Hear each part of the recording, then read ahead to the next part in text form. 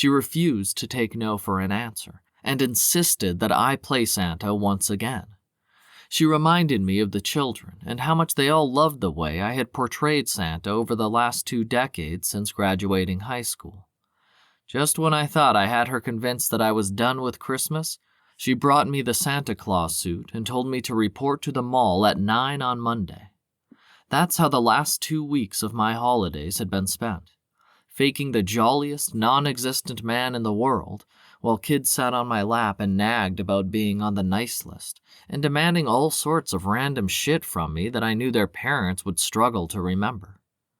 By the time Friday had rolled around, I was bone-tired and beat down, exhausted from the late evening shift after school let out, just so I could deal with these spoiled kids. Mother had stopped by with my check and found me passed out drunk on the couch, watching some action movie, and left without another word. In all honesty, I had hoped that she would have found another person to play Santa by now, especially after the tantrum some kid had after I scolded him for yanking on the fake beard, removing it completely from my face and ruining the day for everyone in line.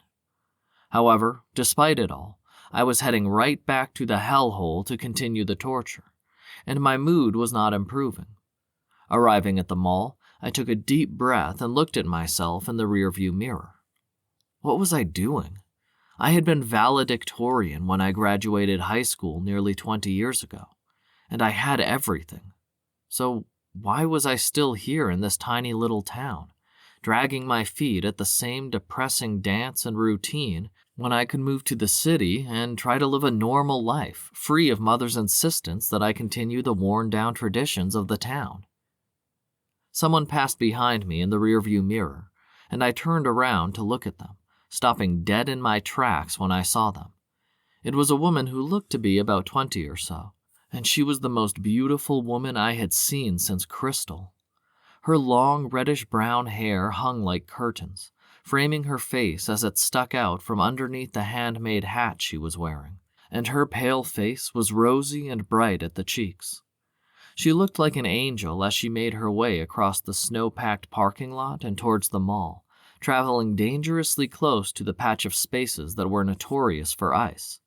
Hoping that she would avoid it completely and not risk falling into the bank of unplowed snow, I quickly turned off my vehicle and started towards the door, watching her every movement. She didn't seem to notice me, which was perfectly fine since I didn't want her to think that I was stalking her, but she kept getting closer and closer to the most dangerous patch of snow. Just when I thought she was going to make it without any trouble, she slipped, and her hair flew up into the air as she started to fall into the snowy patch. Thankfully, I was finally close enough to reach out and catch her, saving her from a nasty fall. Thinking fast, I caught her under the arms and lifted her into the air effortlessly in the least graceful maneuver I had ever attempted. Setting her down in the soft snow, out of harm's way, I froze when she turned to look at me. Her eyes were dark and stormy, looking like storm clouds as they looked me up and down, assessing my appearance as she processed everything that had just happened. Up close, she looked like a younger version of Crystal, who would have been 30 this last May.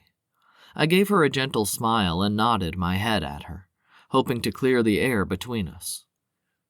"Sorry if I scared you," I told her as I nodded towards the patch where she had slipped. "There's a dip in that particular spot, making it a disaster waiting to happen when it snows. I didn't want you to fall and hit your head." She looked cross for a moment as she considered my words, and, before long, a smile spread across her face. "I suppose I should thank you for saving me," she said, her voice soft and jolly like ringing bells on Christmas morning. "Can I buy you coffee to help you warm up?"